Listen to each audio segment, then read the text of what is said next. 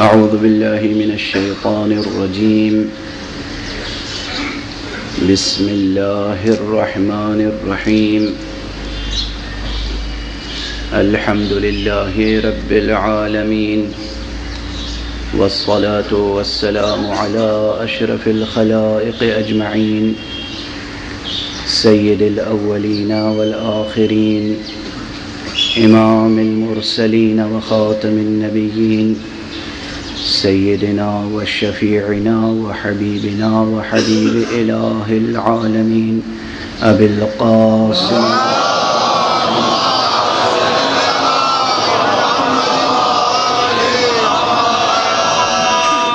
وعلى أهل بيته الطيبين الطاهرين الهداة المهديين المعصومين المظلومين، واللعنة الدائمة على أعداء الدين أجمعين. أما بعد، فقد قال الله تعالى عز اسمه في محكم كتابه ومتقن خطابه: بسم الله الرحمن الرحيم. قل إنما أنا بشر مثلكم يوحى إلي أنما إلهكم إله واحد، فمن كان يرجو لقاء ربه فليعمل عملا صالحا ولا يشرك بعبادة ربه أحدا. صلوات.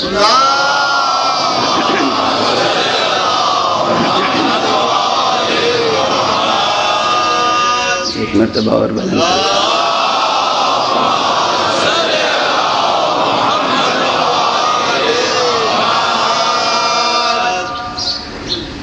برادران عزیز،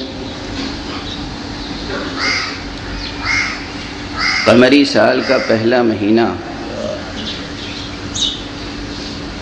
بڑا حرمت والا مہینہ ہے،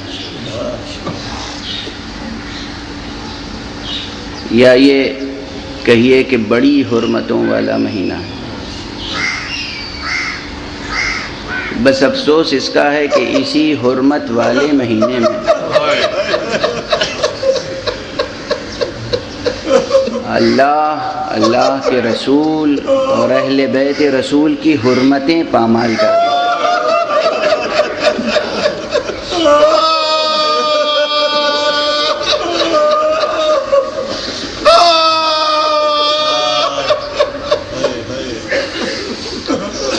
اور یہی سبب ہے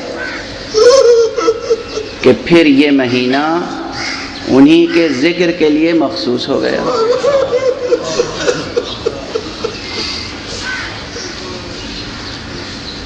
اور اس ذکر میں وہ جامعیت ہے، اس ذکر میں وہ قداست ہے، اس ذکر میں وہ برکات ہیں کہ جن برکات کے سہارے سے انسانیت پروان چڑھ رہی ہے۔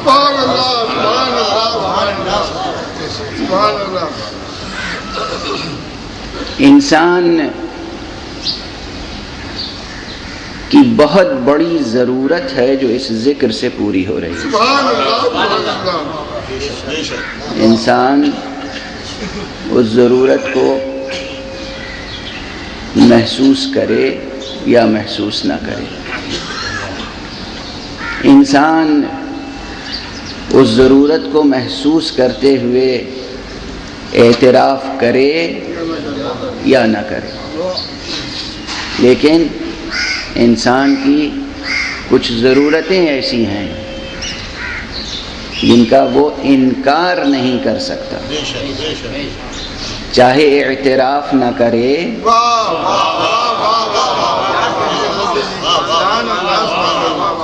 مگر انکار نہیں کر سکتا۔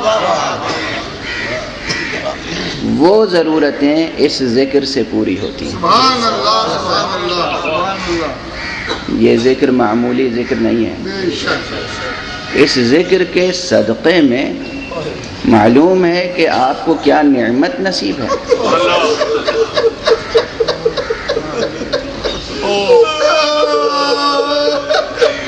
اپنی طرف سے نہیں عرض کر رہا ہوں. انسان کی سب سے بڑی آرزو ہے بہشت، انسان کی سب سے بڑی تمنا ہے جنت، انسان کی سب سے بڑی ضرورت ہے نجات. اس دنیا میں رہتے ہوئے اگر جنت کے باغوں کی سیر ممکن ہے تو اسی ذکر کے سہارے.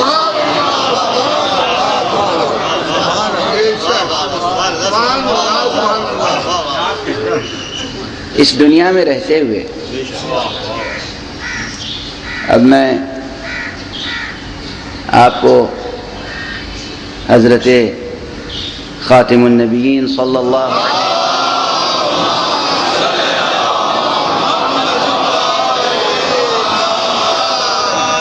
یہ ایک حدیث سناتا ہوں. اس حدیث میں حضور نے فرمایا مسلمانوں سے، اپنے اصحاب سے خطاب کرتے ہوئے، اذا مررتم بریاض الجنت فارتعوا، اگر تم جنت کے باغوں سے گزرو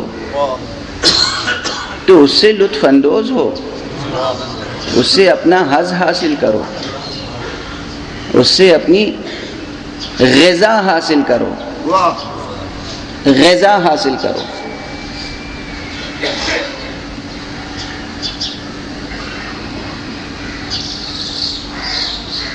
لوگوں نے پوچھا وَأَنَّا لَنَا بِرِيَاضِ الْجَنَّةِ فِي الدُّنْيَا یا رسول اللہ، اے اللہ کے رسول اس دنیا میں کیسے ممکن ہے کہ ہمیں جنت کے باغ میسر آ جائیں؟ فقال صلی اللہ علیہ وآلہ وسلم،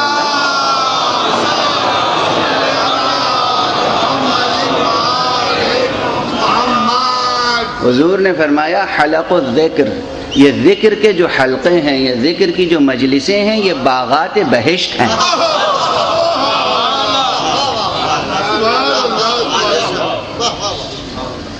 حلق الذکر، یہ جو ذکر کے حلقے ہیں، یہ جو مجلسیں ہیں، یہ جو نشستیں ہیں جہاں ذکر خدا ہوتا ہے، جہاں ذکر رسول ہوتا ہے، جہاں ذکر اولیاء اللہ ہوتا ہے، جہاں ذکر انبیاء ہوتا ہے، جہاں ذکر شہداء ہوتا ہے، جہاں آیات قرآنیہ تلاوت کی جاتی ہیں، جہاں قرآن کی آیات کی تفسیر بیان ہوتی ہے، یہ مجلسیں حضور کے ارشاد کی روشنی میں باغائے بہشت.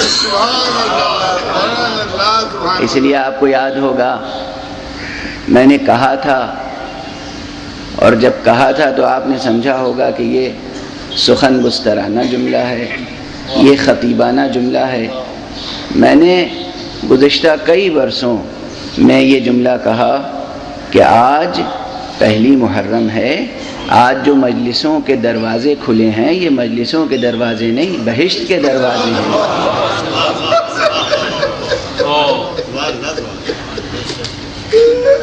یہ امام بارگاہوں کے دروازے نہیں کھلے ہیں، بہشت کے دروازے ہیں جو کھل گئے ہیں.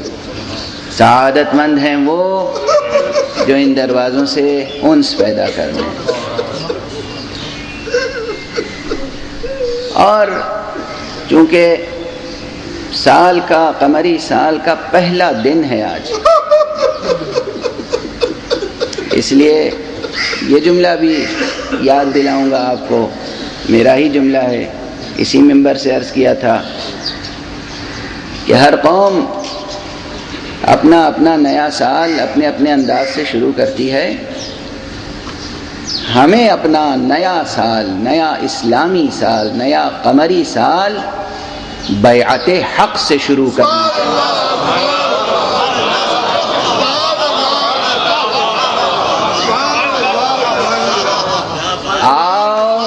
آؤ تجدید بیعت کریں.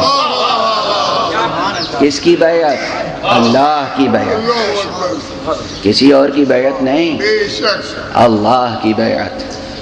اللہ کی بیعت لیکن اللہ کی بیعت کے لیے کوئی ہاتھ چاہیے.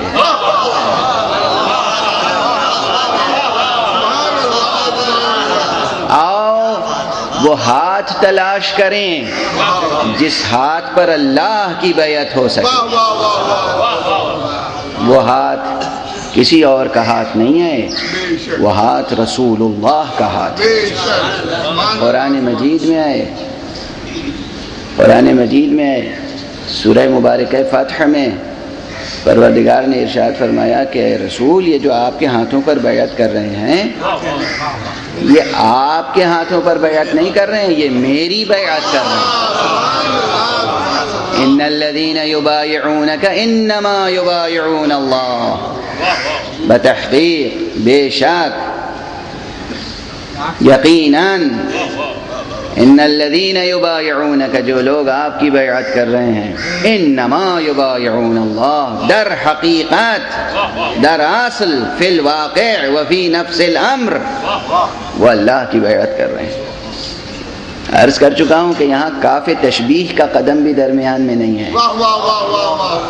یہ نہیں ہے آیت کریمہ میں ان الذین یبایعونک کأنما یبایعون اللہ، جو لوگ آپ کی بیعت کر رہے ہیں گویا کہ وہ اللہ کی بیعت کر رہے ہیں، گویا کہ نہیں ہے.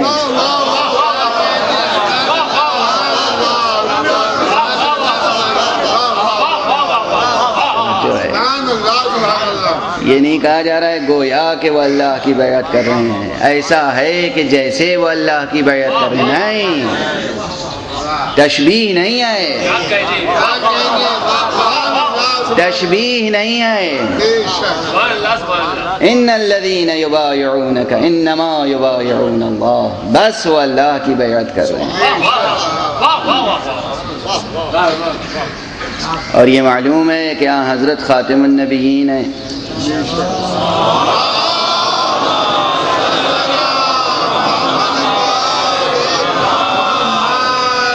ان کے بعد کوئی نبی آنے والا نہیں ہے، ان کے بعد کوئی رسول آنے والا نہیں ہے.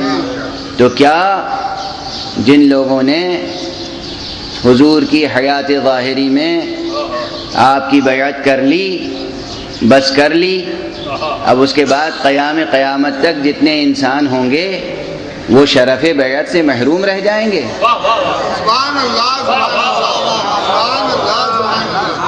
کیا انہیں بیعت کا کوئی موقع میسر نہیں آئے گا؟ یا نہیں کوئی ایسا وسیلہ ہوگا جس سے بیعت ہو سکے؟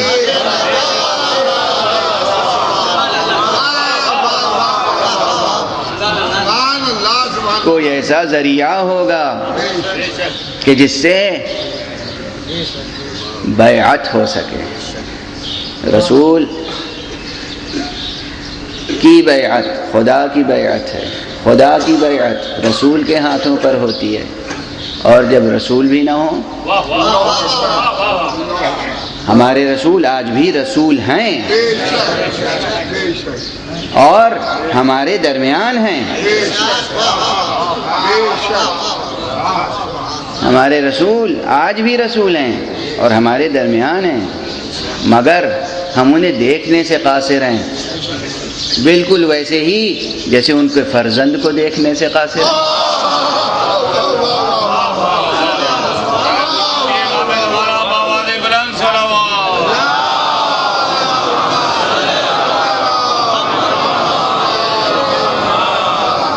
ایک فرزند رسول، ایک جانشین رسول آج بھی موجود ہے. دنیا حجت خدا سے خالی نہیں ہو سکتی، روئے زمین حجت خدا سے خالی نہیں ہو سکتی.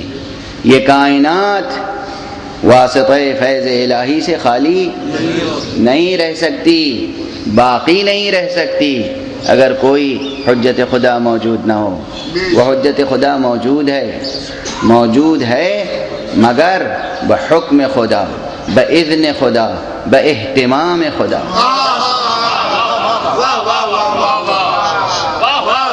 ہماری نگاہوں سے غائب ہے، ہماری نگاہوں سے غائب ہے، لیکن ہے. اس کے وجود مبارک سے ایک لحظہ غافل نہیں ہونا چاہیے. یہ اور بات ہے کہ اگر نادانستہ طور پر ہم غافل ہو جائیں تو وہ ہم سے غافل نہیں ہوتے۔ ان کا ارشاد ہے، فرماتے ہیں کہ تم ہم سے غافل ہو سکتے ہو، ہم تم سے غافل نہیں ہیں، وہ موجود ہیں۔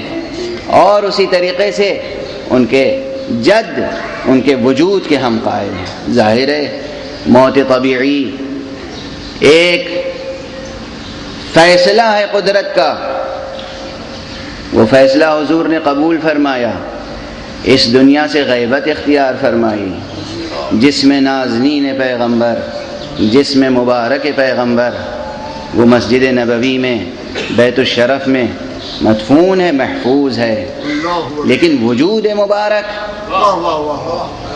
روح مقدس وہ موجود ہے، ہمارے درمیان موجود ہے، حضور رکھتی ہے، نظارت رکھتی ہے۔ لیکن ہم چونکہ قاصر ہیں، جس طرح دیکھنے سے قاصر ہیں، اسی طرح ہمارے ہاتھ ان کے ہاتھوں تک پہنچنے سے قاصر ہیں۔ اس لیے کوئی ایک ایسی علامت ہونی چاہیے جس علامت تک ہمارا ہاتھ پہنچ جائے تو یقین ہو جائے کہ بیعت ہو گئی۔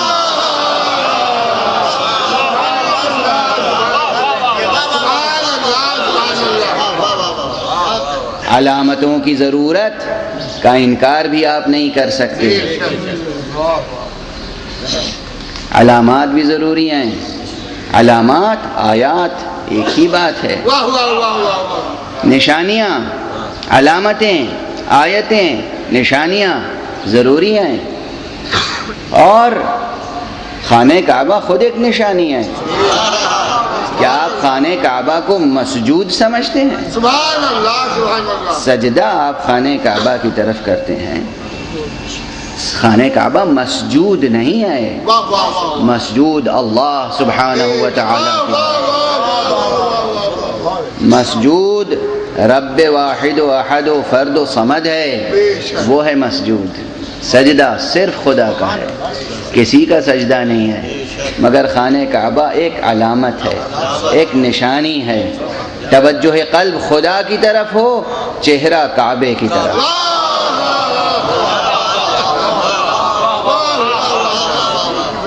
دل کی سوئی خدا کی طرف ہو، چہرہ کعبے کی طرف ہو، یہ حکم خدا ہے، یہ حکم خدا ہے۔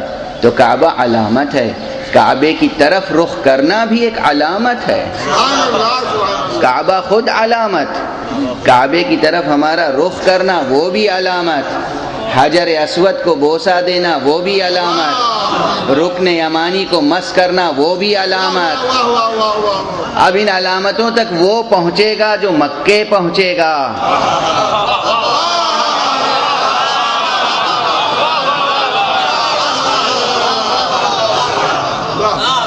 ان علامتوں تک وہ پہنچے گا جسے مکہ پہنچنا نصیب ہوگا، جو مکے پہنچے گا اسے یہ علامتیں میسر آئیں گی۔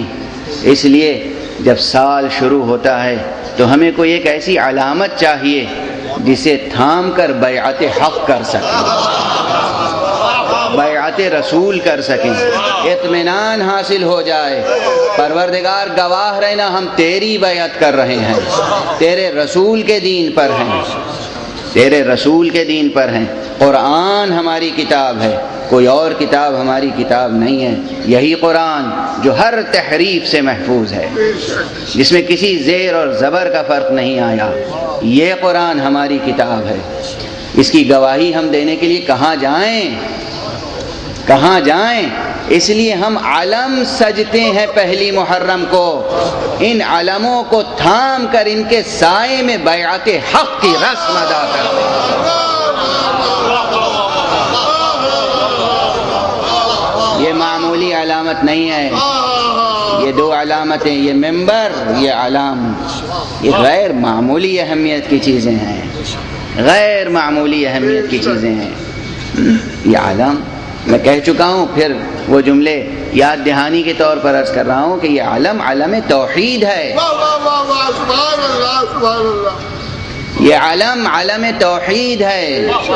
یہ علم علم رسالت ہے، یہ علم علم نبوت ہے، یہ علم علم ختم نبوت ہے۔ یہ علم وہی علم ہے، اس علم کی تشبیہ ہے جو علم خیبر میں مصطفیٰ نے علی کو دیا تھا۔ آپ کے ملک کے شاعر ہیں، اردو زبان کے شاعر ہیں، جناب افتخار عارف، انہوں نے فرمایا ہے علم کسی نے کسی کو دیا تھا خیبر میں، وہ دن اور آج کا دن اب علم ہمارا ہے۔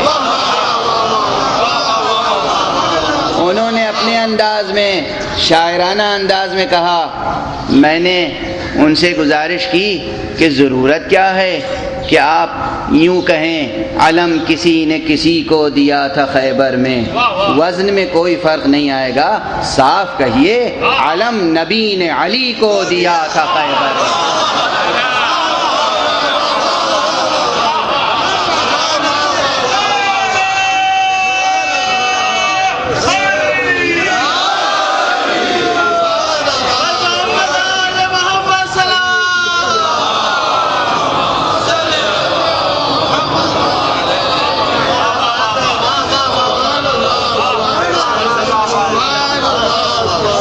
علم نبی نے علی کو دیا تھا خیبر میں، وہ دن اور آج کا دن اب علم ہمارا ہے۔ یہ ہمارا اس لیے ہے کہ ہم امت مصطفیٰ میں ہیں۔ یہ علم تبھی ہمارا ہوگا جب ہم امت مصطفیٰ میں ہوں گے، اور اگر ہم امت مصطفیٰ میں نہیں ہوں گے تو ہمارا اس علم سے کوئی رشتہ نہیں ہوگا، اور اگر ہمارا اس علم سے کوئی رشتہ نہ ہوگا اس کے معنی یہ ہے کہ ہم امت مصطفیٰ میں نہ ہوں گے۔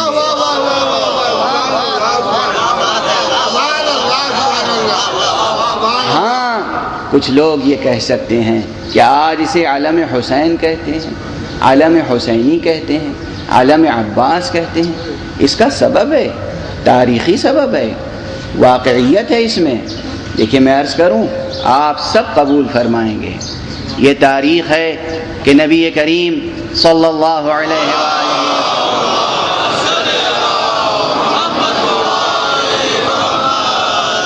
کا جو پرچم تھا، وہ جو علم تھا، اس علم کے زیر سایہ بہت بڑا لشکر جمع ہو گیا تھا۔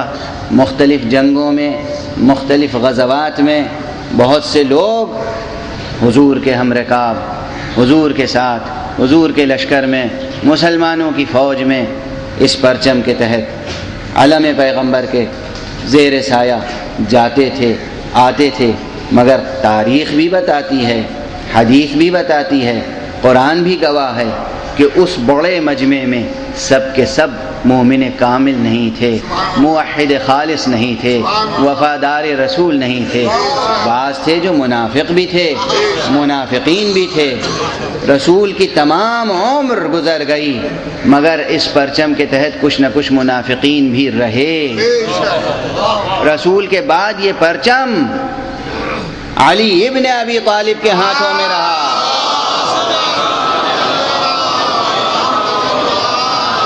ان کے ہاتھوں میں بھی جب رہا تو اس پرچم کے نیچے مومن خالص بھی رہے، منافق بھی رہے، دونوں رہے۔ خوارج کا وجود بتاتا ہے جو اس پرچم سے نکل کے الگ ہو گئے تھے، کہ ایمان سمجھ میں نہیں آیا تھا ان کو کہ ایمان کی حقیقت کیا ہے، دین کی حقیقت کیا ہے، قرآن کا پیغام کیا ہے، رسول کی ہدایت کیا ہے، سمجھ نہیں سکے تھے۔ چونکہ سمجھ نہیں سکے تھے اس لیے وہ خارج ہو گئے دائرے اسلام سے، وہ بھی اسی پرچم کے نیچے سے نکلے تھے۔ لیکن جب یہ پرچم کربلا میں پہنچا، یہ تاریخ کی سچائی ہے کہ جب یہ پرچم کربلا میں پہنچا، جب حسین نے یہ پرچم سجا ہے اور عباس کے حوالے کیا ہے، تو اس پرچم کے زیر سایہ وہ خالص مجمع اکٹھا ہوا ہے۔ جس پر حسین نے ناز کیا ہے، مجھے ایسے اصحاب ملے جو نہ میرے نانا رسول اللہ کو ملے، نہ میرے بابا علی مرتضیٰ کو ملے، نہ میرے بھائی حسن مجتبیٰ کو ملے۔ ایک بھی شخص ایسا نہ تھا جو اس پرچم کو چھوڑ کے چلا جاتا، اور اس لیے اس پرچم کی کشش اتنی تھی کہ فوج مخالف سے تو کھنچ کے اس پرچم کے تحت آنے والے، مگر اس پرچم کو چھوڑ کے کوئی نہیں گیا۔ ایسا خالص مجمع، ایسا مخلص مجمع کہ جس نے سب کے سب اپنی آنکھوں سے اپنی شہادتیں دیکھ رہے تھے۔ کسی ایک کو یہ یقین نہیں تھا، کسی ایک کو یہ گمان بھی نہیں تھا کہ امام حسین اقتدار دنیاوی پر فائز ہو جائیں گے۔ مدینے سے چلتے وقت امام نے فرمایا تھا میں قربانی کے لیے جا رہا ہوں، مکے سے چلتے وقت فرمایا تھا میں قربانی کے لیے جا رہا ہوں، راستے میں بار بار خطبہ ارشاد فرمایا میں قربانی کے لیے جا رہا ہوں۔ کربلا پہنچ کر جو ماحول تھا ظاہر تھا، صاف تھا کہ حسین قربان ہوں گے، اس کے باوجود ایک فرد حسین کو چھوڑ کر نہ گئے۔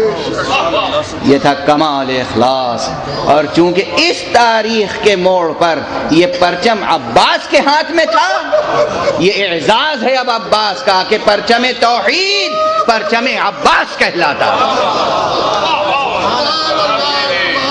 یہ تاریخی حقیقت، یہ ایک تاریخی حقیقت ہے، اس حقیقت سے انکار نہیں کیا جا سکتا۔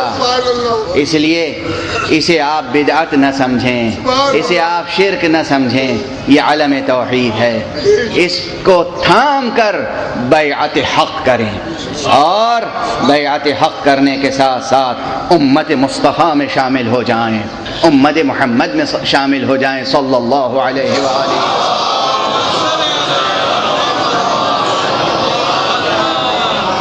اس پرچم کے سائے میں جو ذکر ہو رہا ہے اس ذکر پر توجہ فرمائیں۔ اس مرتبہ ہم نے ایک عنوان کا انتخاب کیا ہے، اور وہ عنوان ہے مقام ختم نبوت اور انسان۔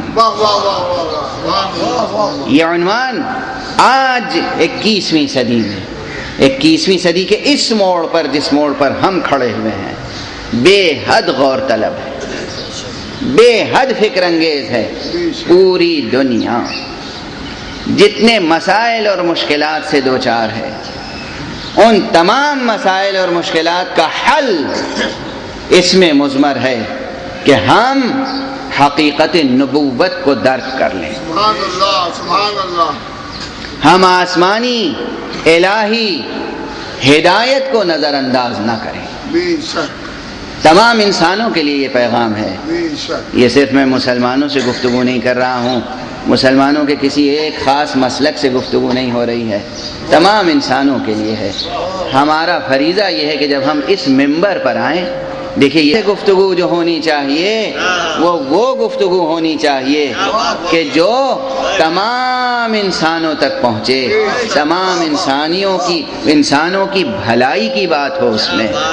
آج جو بات ہماری سمجھ میں آتی ہے وہ یہی ہے کہ انسان مختلف مسائل میں الجھا ہوا ہے، مختلف مشکلات سے گھرا ہوا ہے، مختلف مصائب و آلام میں گرفتار ہے، مختلف ابتلاء و آزمائشوں میں گرفتار ہے، اور اس آزمائش کی گھڑی میں بھی اسے یہ یاد رکھنا چاہیے کہ اگر راحت مل سکتی ہے، عافیت مل سکتی ہے، اس کی ضرورت پوری ہو سکتی ہے، تو وہ صرف حقیقت نبوت پر یقین پیدا کرنے کے بعد برکات نبوت اور فیضان نبوت سے استفاضہ اور استفادہ، یہی واحد راستہ ہے، برکات نبوت۔ آپ چاہیں یہ سمجھیں کہ میرا موضوع دلائل نبوت اور برکات نبوت ہے، چاہے یہ سمجھیں کہ مقام ختم نبوت اور انسان، یہ میرا عنوان ہے۔ بہرحال ہم گفتگو نبوت سے متعلق کر رہے ہیں۔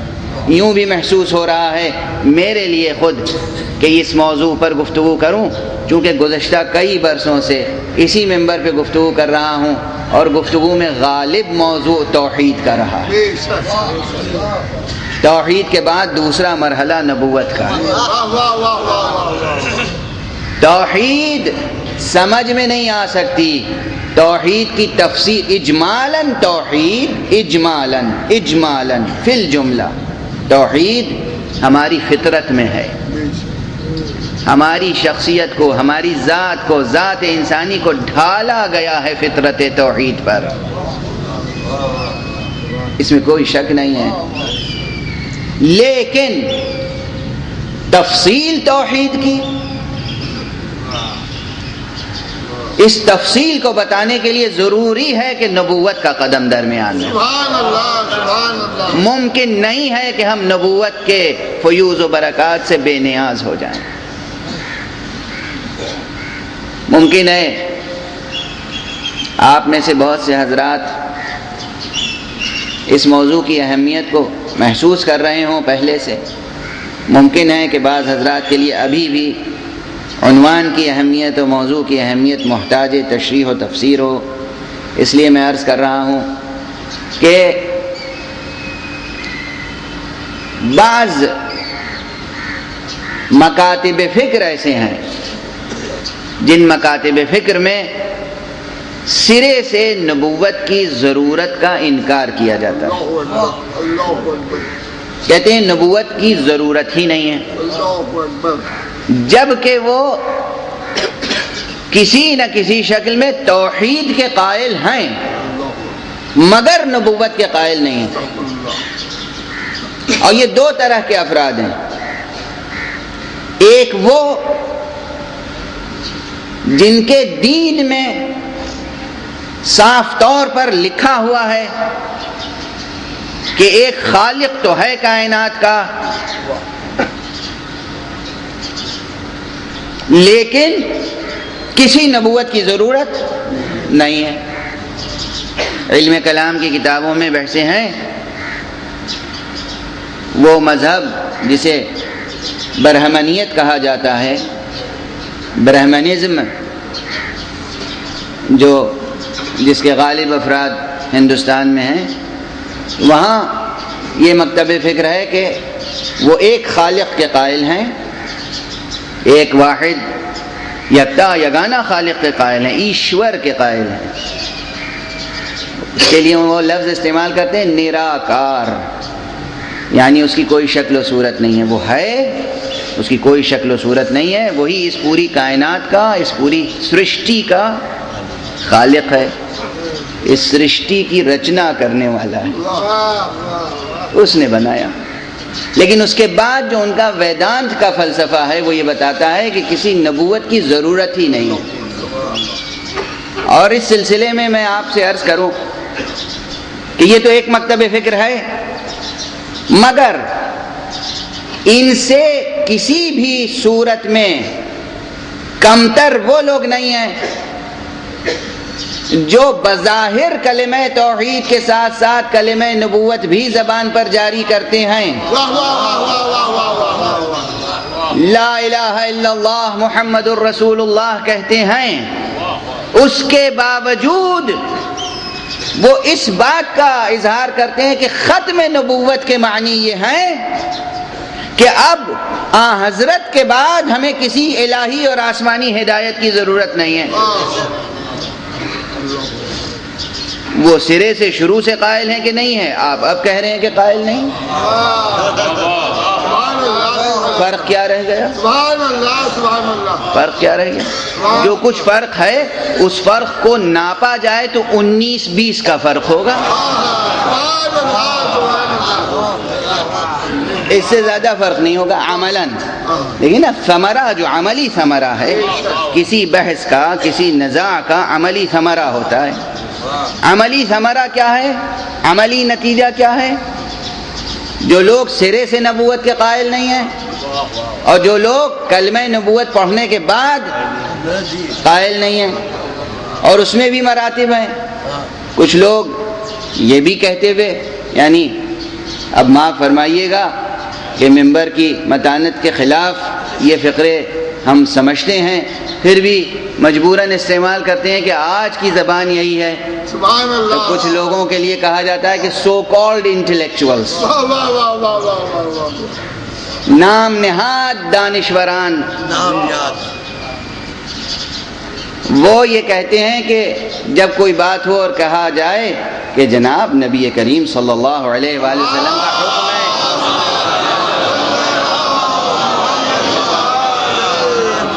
حضور کا ارشاد ہے، حضور کا حکم ہے، حضور کی حدیث ہے، حضور کا قول ہے، حضور کا عمل ہے، تو جواب ملتا ہے کہ ارے جناب وہ 1400 برس پہلے کی بات ہے، 21ویں صدی میں آپ سانسیں لے رہے ہیں، آج کی بات سوچئے۔ اگر پروردگار عالم کو یہ علم تھا کہ 21ویں صدی کے انسان کو پیغمبر عربی محمد عربی صلی اللہ علیہ وآلہ وسلم کے اقوال و افعال و ارشادات کی ضرورت نہ ہوگی تو پھر وہ ان کی ذات مبارک پر ختم نبوت کا اعلان نہ کرتا۔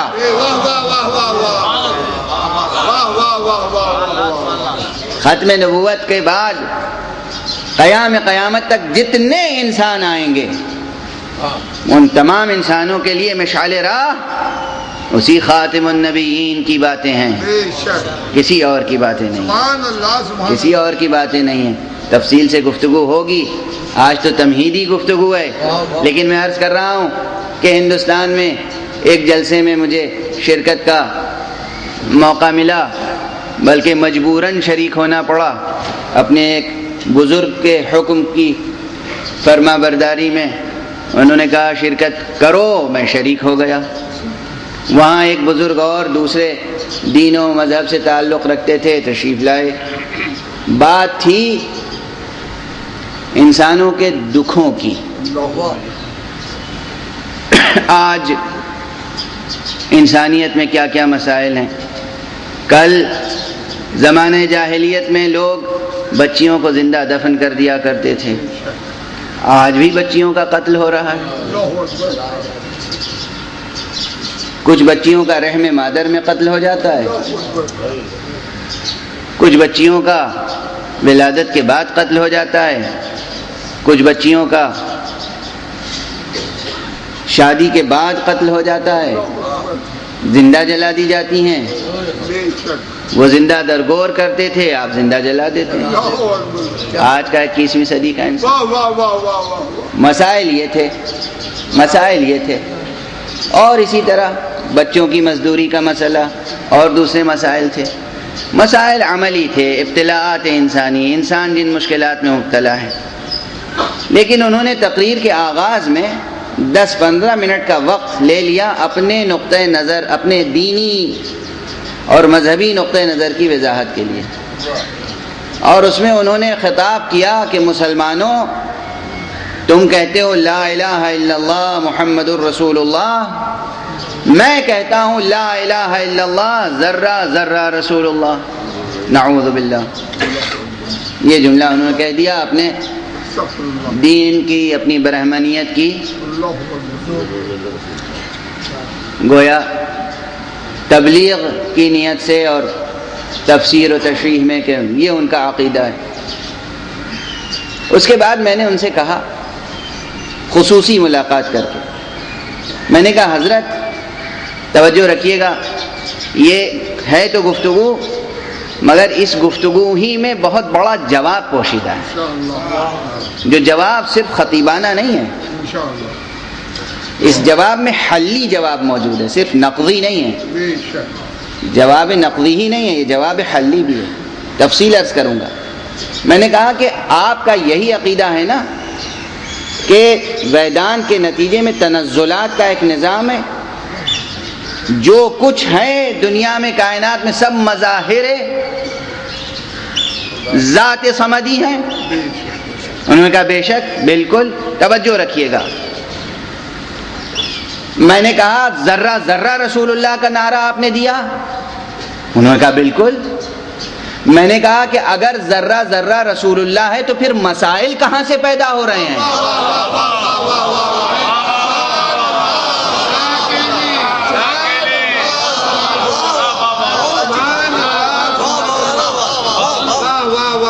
یہ ٹکراؤ کن لوگوں میں ہو رہا ہے، یہ جھگڑے کن لوگوں میں ہو رہے ہیں، یہ فتنے کیوں ہو رہے ہیں، یہ فساد کیوں ہو رہے ہیں، گناہ کون لوگ کر رہے ہیں، لڑکیوں کو ذبح کون لوگ کر رہے ہیں، سود کون لوگ کھا رہے ہیں، مظلوموں پہ ظلم کون لوگ کر رہے ہیں، استحصال کون لوگ کر رہے ہیں، یہ سب نعوذ باللہ رسول اللہ ہیں جو آپس میں لڑ رہے ہیں۔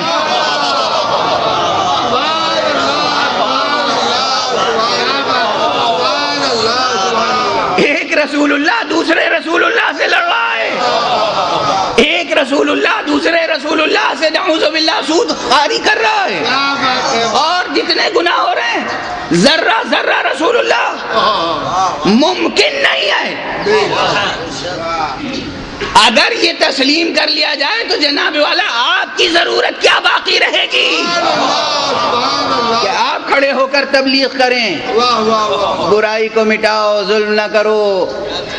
آپ کس لیے کہہ رہے ہیں، کس اتھارٹی سے کہہ رہے ہیں؟ آپ خصوصی رسول اللہ ہیں، وہ عمومی رسول اللہ ہیں۔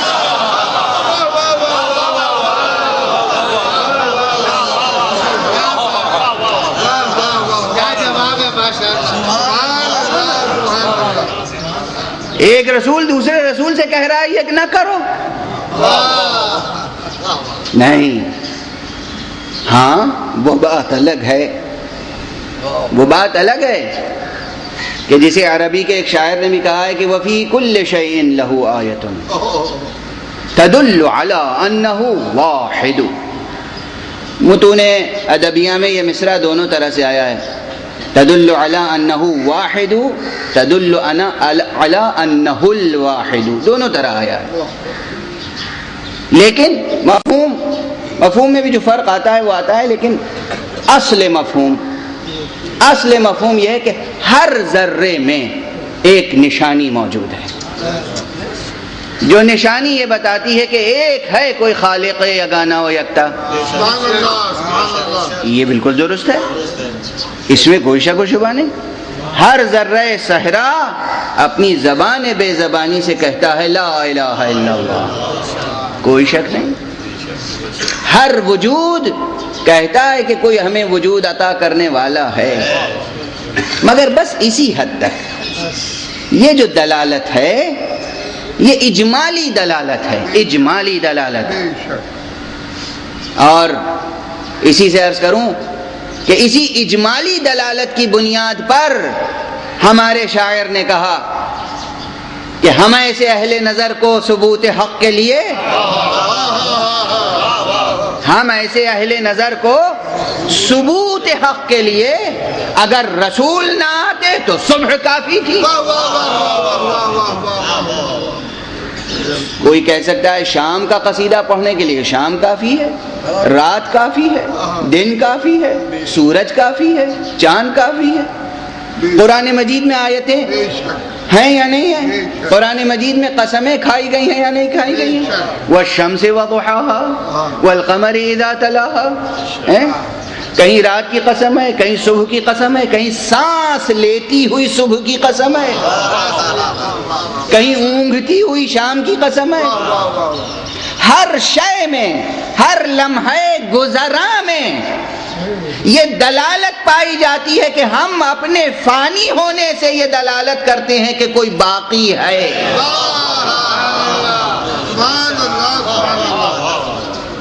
وہ دلالت اپنی جگہ، اس میں کسی شک و شبہے کی گنجائش نہیں، لیکن اس دلالت کے باوجود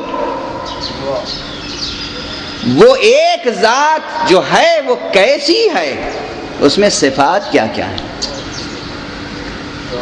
ایک ہے، بلکہ اور عرض کروں کہ ہر چیز یہ بتاتی ہے کہ ہمارا کوئی خالق ہے۔ یہ کیسے ثابت ہو کہ ذرے کا خالق دوسرا ہے، لمحے کا خالق دوسرا ہے، یا دونوں خالق ایک ہیں؟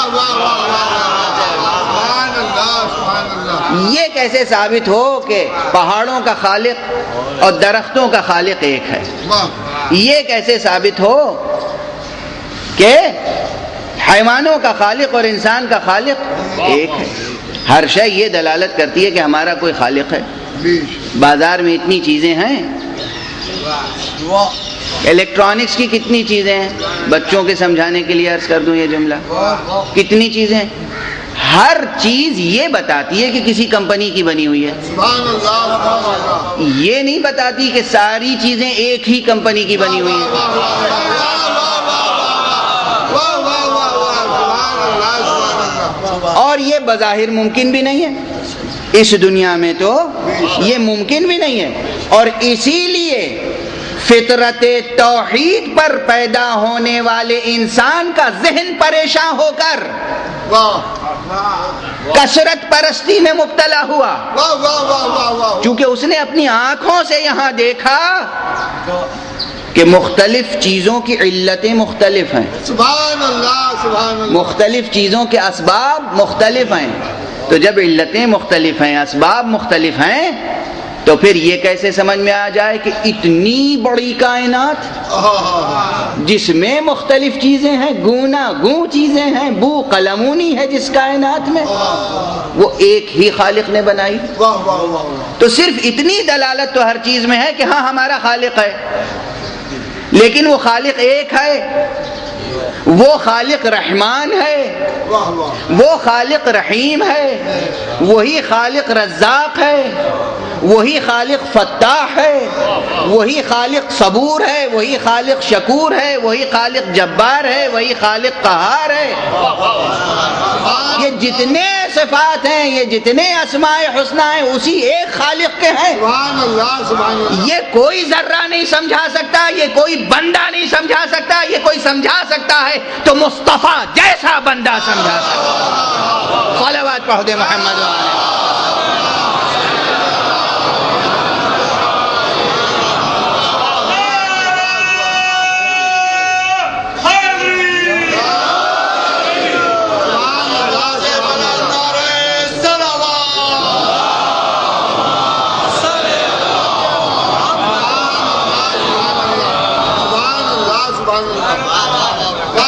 اور اس لیے وہ جو اجمالی علم ہمیں حاصل ہوتا ہے کہ ہاں کوئی خالق ہے، اس اجمال کو تفصیل میں بدلنے کے لیے، اس نقطے کو کتاب میں بدلنے کے لیے، اس نقطے کو کتاب کی شکل دینے کے لیے وہ نبی چاہیے جو شہر علم ہے۔ نبوت کی ضرورت، نبوت ضرورت انسانی ہے، نبوت ضرورت بشری ہے، ہر عہد میں رہی ہے۔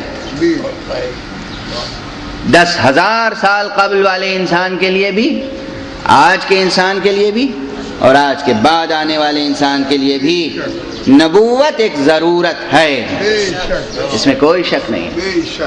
ہاں، اور آنے والے انسانوں کے لیے نبوت تو ہے ضروری، مگر کس کی نبوت؟ واہ واہ واہ واہ واہ نبوت ضروری ہے، مگر کس کی نبوت؟ یہ ضروری نہیں کہ ہر صدی میں نیا نبی پیدا کیا جائے، سبحان اللہ سبحان اللہ یہ ضروری نہیں ہے۔ جس نبی کے اوپر مہر لگ گئی ختم نبوت کی، خاتم النبیین صلی اللہ علیہ وسلم،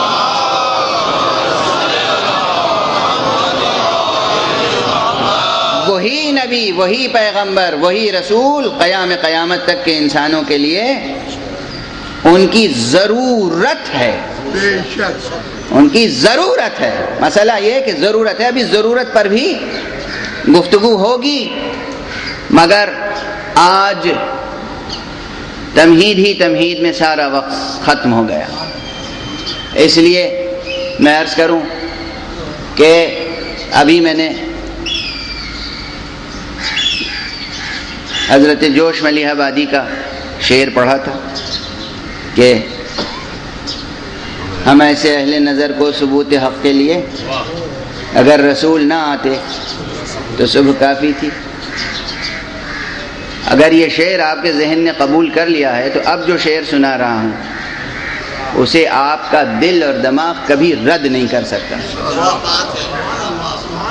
اور وہ یہ ہے کہ نہ مدرسے نہ مساجد، واہ واہ واہ واہ نہ فلسفہ نہ کلام، واہ واہ نہ مدرسے نہ مساجد نہ فلسفہ نہ کلام، ثبوت حق کے لیے بس حسین کافی۔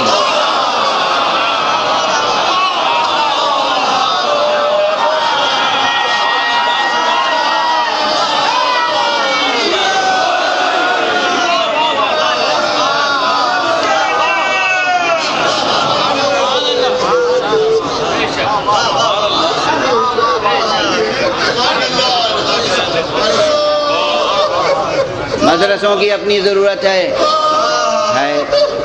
علم کلام اپنا کام کر رہا ہے، مسجدوں کی اپنی ضرورت ہے، لیکن حسین نے جو کارنامہ انجام دیا ہے، حسین ثبوت حق بھی ہیں. اور اب صرف ایک مصرع عرض کر رہا ہوں، وہ مصرع یہ ہے کہ دلیل ختم نبوت ہے ذات پاک حسین. سبحان اللہ سبحان اللہ. خود ذات مبارک حسین حضرت سید الشہداء ابو الشہداء، ان کی ذات مبارک دلیل حق بھی ہے، دلیل رسول برحق بھی ہے،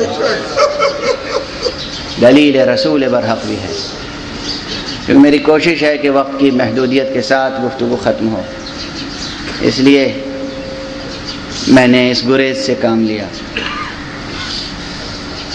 انسان اب ختم نبوت کی حقیقت کو حسین کو نظر انداز کر کے حاصل نہیں کر سکتا. سبحان اللہ سبحان اللہ سبحان اللہ سبحان اللہ. اس لیے کہ حضرت سید الشہداء کا ظہور تاریخ کے جس موڑ پر ہوا ہے، اگر آپ توجہ فرمائیں تاریخ کے کس موڑ پر حسین کا ظہور ہوا ہے، اللہ اکبر. وہ تاریخ کا موڑ بہت ہی نازک موڑ تھا. آج تو یہ ہے، ملتے ہیں لوگ جن کو میں نے کہا کہ سو کالڈ انٹلیکچوئلس، وہ کہتے ہیں کہ صاحب وہ 1400 برس پہلے کی ضرورت تھی، آج ہمیں خود ہم اپنی عقل کی روشنی میں طے کرنا چاہیے اپنے مسائل. ہاں ٹھیک ہے، عقل کا قدم درمیان میں ہو، کتنا ہے وہ گفتگو آئے گی، ابھی تو آج گفتگو شروع ہوئی ہے. لیکن اگر پورے معاشرے مسلمین کا سربراہ سرے سے وحی کا انکار کرنے لگے کہ نہیں وحی نازل ہی نہیں ہوئی تھی، پھر سوچئے کیا صورت ہوگی. ابھی تو کوئی ایک جوان گمراہ ہو گیا، کوئی ایک شخص جو ہے تشکیک کا شکار ہو گیا، اور اگر ہیڈ آف دی اسٹیٹ وہ یہ کہنے لگے کہ لعبت بنو ہاشم بالملک فلا ملک جاء ولا وحی نزل، یہ تو بنی ہاشم نے ملک حاصل کرنے کے لیے، اقتدار قائم کرنے کے لیے ایک ڈھونگ رچا تھا، ایک کھیل کھیلا تھا، ورنہ کوئی ملک آیا تھا نہ وحی نازل ہوئی تھی.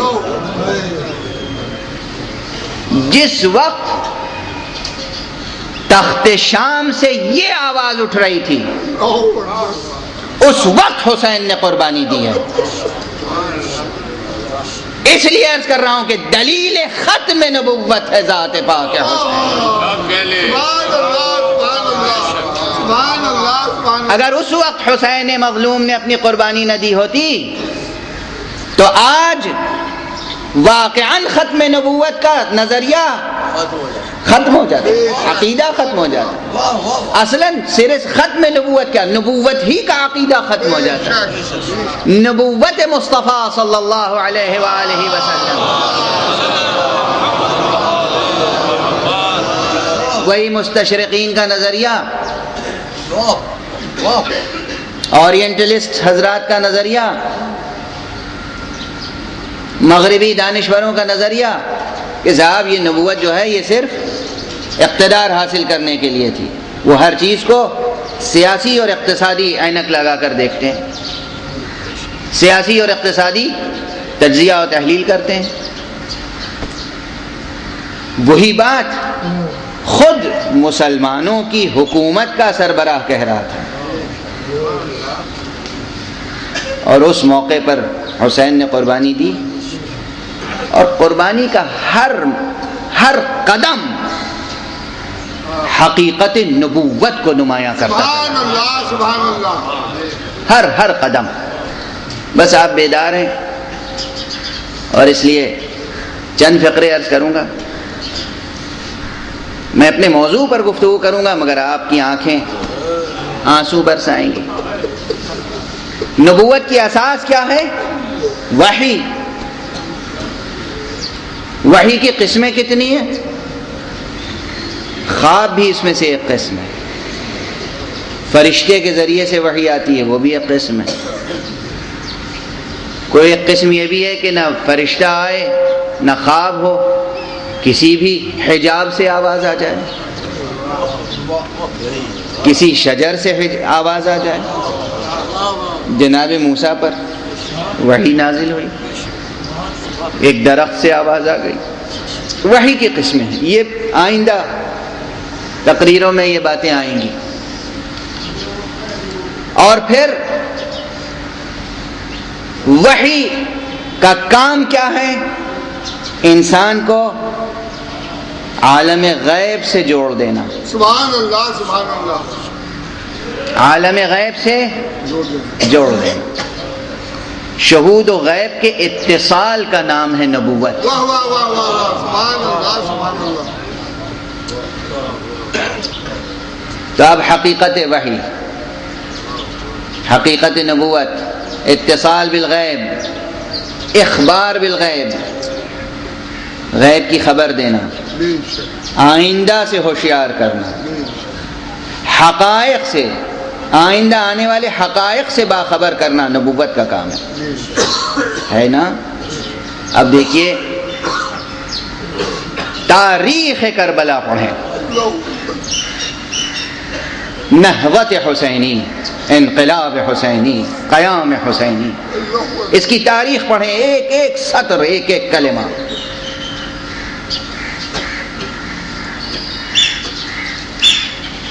تخت ظلم پر آنے والے جابر نے واہ واہ واہ واہ، عرش عدل پر متمکن معصوم سے بیعت طلب کی جو ممکن نہ تھی۔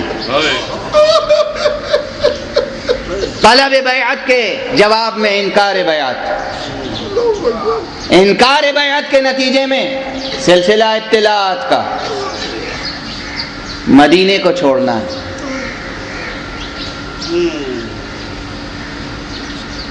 عربی کی ایک کتاب ہے النہضۃ الحسینیہ، اس کے مؤلف مجتہد تھے اور بہت عظیم المرتبت عالم تھے۔ انہوں نے ایک عجیب و غریب جملہ کہا ہے، لکھا ہے کہ لوگ یہ سمجھتے ہیں کہ حسین کی زندگی میں سب سے سخت رات شب عاشور تھی، مگر ان کا جملہ ہے، مگر میں یہ سمجھتا ہوں کہ حسین کی زندگی میں وہ رات بھی شب عاشور سے کم سخت نہ تھی جس رات حسین نے مدینے کو چھوڑا۔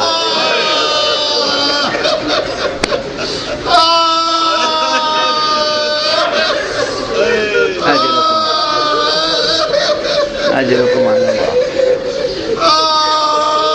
جس رات حسین نے مدینے کو چھوڑا ہے وہ رات شب عاشور سے کم نہ تھی۔ یہ علامہ شہرستانی کا جملہ ہے، صاحب النہضۃ الحسینیہ۔ اور اب اس رات ہوا کیا ہے؟ حسین نانا کی قبر پہ گئے۔ بس چند جملے دیکھیے، نبوت سے اتصال پیدا کیجیے۔ نبوت، حسین نانا کی قبر پر گئے، کئی بار گئے، ایک بار نہیں، کئی بار گئے۔ دیکھیے، رسول نانا ہیں، حسین نواسے ہیں۔ یہ جملہ آپ کے لیے نیا نہیں ہے، آپ سب کا تجربہ ہے۔ انسان کتنا ہی بوڑھا ہو جائے، کتنا ہی بڑا ہو جائے، جب تک اس کی ماں زندہ رہتی ہے، اس کا باپ زندہ رہتا ہے، اسے سکون ہی ملتا ہے ماں کی آغوش میں۔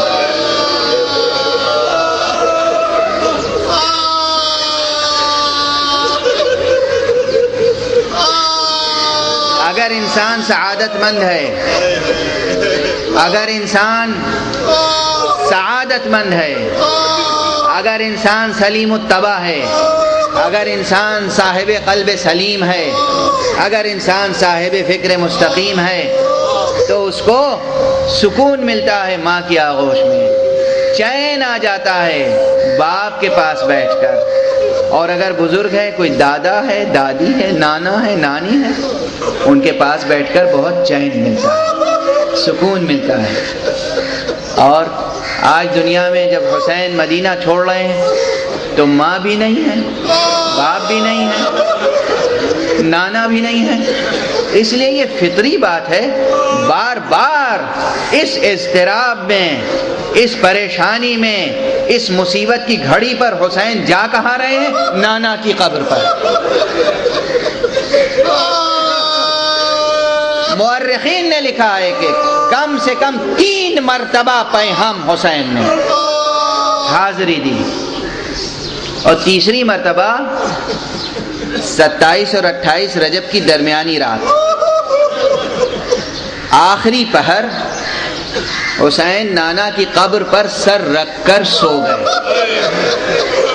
آئے خدا کی قسم، خدا کی قسم، حسین کوئی سوتا ہے، پریشانی میں کوئی سوتا ہے، مگر نہیں، یہ حسین ہے جو کبھی نانا کے سینے پر سوتے تھے،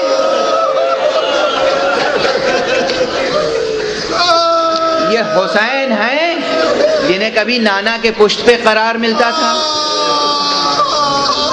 اس لمحے میں حسین تعویذ قبر پر سر رکھ کر، رخسار رکھ کر روتے ہوئے سو گئے۔ اب سرکار سید الشہداء خود بیان فرماتے ہیں، کہتے ہیں کہ میں نے دیکھا نانا آئے ہیں، نانا کے ساتھ فرشتوں کی فوج ہے، ملائکہ ہیں، اور نانا نے جملہ کیا کہا؟ یا حبیبی یا حسین، اے میرے چہیتے میرے حسین،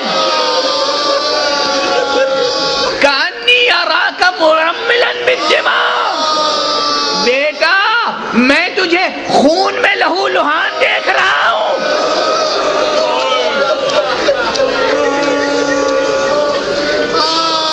میں دیکھ رہا ہوں کربلا میں تیرے جسم کے ٹکڑے ٹکڑے کیے جا رہے ہیں۔ اللہ،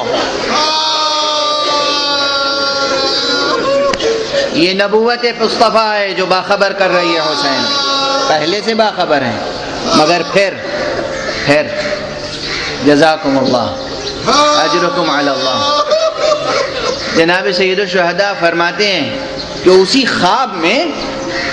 خواب میں میں نے کہا یا جدہ، اے نانا، اب مجھے دنیا میں جانے کی کوئی حاجت نہیں ہے، بس اسی وقت آپ مجھے اپنی قبر میں لے لیں، اپنے سینے پہ سلا لیں، اب مجھے دنیا کی طرف واپس جانے کی ضرورت نہیں ہے۔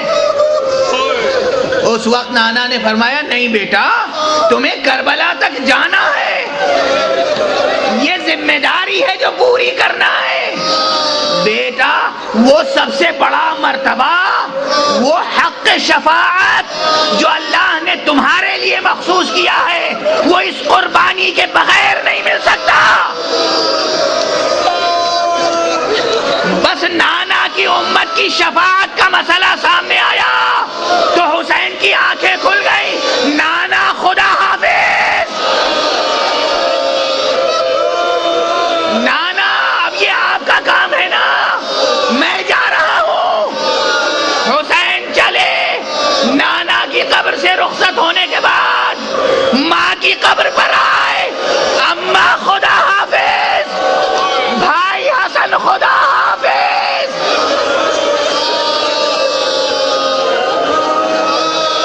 حسین نے مدینہ چھوڑا ہے تو مدینے کے لوگ اس طرح گریہ کر رہے تھے، تاریخ کا جملہ ہے کہ جیسے زمین سے آسمان تک ایک ستون گریہ قائم ہو گیا تھا۔ حسین خدا حافظ، حسین خدا حافظ، ہر آنکھوں میں آنسو، ہر آنکھ میں آنسو، حسین خدا حافظ۔ بس ایک جملہ کہہ لینے دیجئے، ہمیشہ آپ سنتے ہیں، مگر کچھ اور حق گریہ ادا ہو جائے۔ حسین نے کس کس کو رخصت کیا، کس کس سے رخصت ہوئے، کس کس نے حسین کو رخصت کیا؟ کس انداز میں؟ پھر دلائل نبوت اور دلائل اور برکات نبوت سے متعلق یہ بات ہے. جن بزرگوں سے رخصت ہوئے، زندہ بزرگوں سے، ان میں ایک جناب ام سلمہ بھی تھی. جناب ام سلمہ جن کو جناب امام حسین یا امہ کہہ کر خطاب کیا کرتے تھے، اے مادر گرامی، اے مادر گرامی، یا امہ، یا امہ. آئیں جناب ام سلمہ خود تشریف لائی ہیں امام حسین کے پاس اور کہتی ہیں بیٹا تم اس سفر پہ نہ جاؤ. امام نے فرمایا کہ کیوں مادر گرامی کیوں؟ کہا اس لیے کہ میں نے تمہارے نانا کی زبانی سنا ہے کہ تم کربلا کی سرزمین پر قتل کیے جاؤ گے، اس لیے میں چاہتی ہوں تم سفر پہ نہ جاؤ. امام نے اس وقت وہی جملے دہرائے جو پیغمبر سے خواب میں سنے تھے اور جو آپ نے مکے سے رخصت ہوتے وقت خطبے میں ارشاد فرمایا ہے. خطبے میں ارشاد فرمایا ہے، یا امہ، اے مادر گرامی، میں دیکھ رہا ہوں اپنی آنکھوں سے کہ میرے جسم کے ٹکڑے ٹکڑے کیے جا رہے ہیں، اور اگر آپ چاہیں تو میں آپ کو ابھی ابھی اپنی تربت بھی دکھا سکتا ہوں. بس آخری جملہ عرض کر رہا ہوں. ہماری امام بارگاہوں میں، ہمارے امام باڑوں میں، ہمارے حسینیوں میں جب یہ امام بارگاہ سجی جاتی ہے نا، عالم سجے جاتے ہیں اور اس کے ساتھ روضہ حسین کی شبیہ رکھی جاتی ہے. اور شروع سے یہ روایت تھی کہ خاک شفا جو کربلا سے لوگ لاتے تھے وہ خاک شفا اس میں رکھ دیتے تھے اور اس کا نام ہوتا تھا تربت. تربت. اور جب روز عاشور جلوس اٹھتا ہے، اس جلوس میں جو تعزیہ لاتے ہیں اس تعزیے کو کہتے تھے امام کی تربت آ رہی ہے. تربت کا لفظ یاد رکھیے گا، یہ رسمیں نہیں ہیں. جائیے اور حدیث کی کتابوں میں پڑھیے پیغمبر کی زبان مبارک سے کتنی مرتبہ لفظ تربت ادا ہوا. پیغمبر نے کہا جبرائیل آئے تھے، جبرائیل نے دیکھا کہ میں حسین کو پیار کر رہا ہوں تو جبرائیل نے کہا یا رسول اللہ آپ اپنے اس نواسے کو بہت چاہتے ہیں؟ کہا ہاں میرے بھائی جبرائیل میں بہت چاہتا ہوں. تو جبرائیل نے کہا آپ کی امت آپ کے اس نواسے کو قتل کرے گی. اور اس کے بعد جبرائیل نے کہا آپ چاہیں تو میں اس کی تربت بھی آپ کو لا کر دے دوں. اور جبرائیل نے کربلا کی خاک لا کر پیغمبر کو دی اور اس کو کہا گیا تربت. اعطانی جبرائیل من تربت الحسین، حسین کی تربت. وہ تربت حسین جناب پیغمبر نے ام سلمہ کو دی اور خود حسین نے چلتے وقت ہاتھ بڑھایا اور ایک مٹھی خاک اٹھائی اور جناب ام سلمہ کو دی اور کہا یہ میری تربت ہے نامی. اور جب یہ خون ہو جائے تو سمجھیے گا حسین شہید ہو گیا. انا للہ و انا الیہ راجعون، رضا بقضائہ و تسلیما لامرہ. پروردگار ہمیں علوم قرآن اور معارف اہل بیت سے آشنا فرما. پروردگار ہمیں توحید کے پرچم کے تلے امت خاتم النبیین میں شمار فرما. پروردگار امت اسلامیہ کو تہذیب آل محمد کے سانچے میں ڈھال دے. معبود انسانیت کا مداوا فرما، اپنے ولی آخر کو اذن ظہور عطا فرما اور ہمیں ان کے ہم رکاب دشمنان دین و دشمنان انسانیت سے جنگ و جہاد کی توفیق کرا.